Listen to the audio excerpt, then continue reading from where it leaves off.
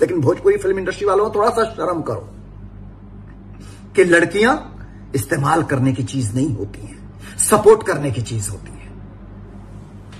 कभी कोई किसी से एक्टर से दुश्मनी निकालने के लिए एक 6 महीने के लिए लड़की को गर्लफ्रेंड बना लेंगे, लेके सार चारों जगह घूमेंगे, 6 महीने में मन भर गया, छोड़ दो लड़की को, क्योंकि वो दूसरे की बेटी है, क्योंकि वो दूसरे की लड़की है, आपके घर की नहीं है ना। जब आपके घर की लड़की के साथ कुछ गलत होगा तब आपको वो दर्द समझ में आएगा। लोगों को पता है कि उस लड़की के साथ गलत हो रहा है, लोगों को पता है इस लड़की के साथ गलत हो रहा है, फलानी के साथ गलत हो रहा है, ढिमकानी के साथ गलत हो रहा है, लेकिन बोलेंगे नहीं। क्यों?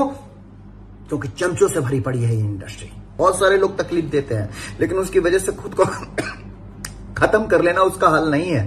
तकलीफ देने वाला कौन होता है भाई?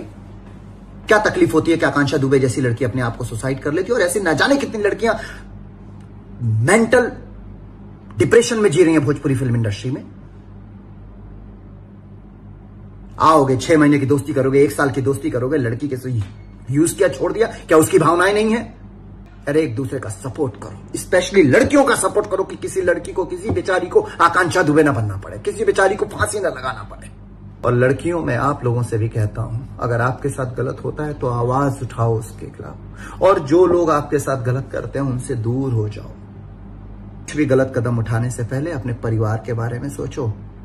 आज आकांक्षा दुबे तो चली गई, उसकी माँ, वो घर का बेटा थी, घर संभालती थी अपना, कौन संभालेगा अब उसका घर?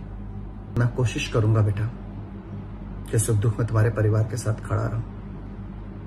आज वाकई दिल बहुत दुखी है, क्योंकि तुम बहुत अच्छी लड़की थी, बहुत अच्छी लड़की। आकांक्षा,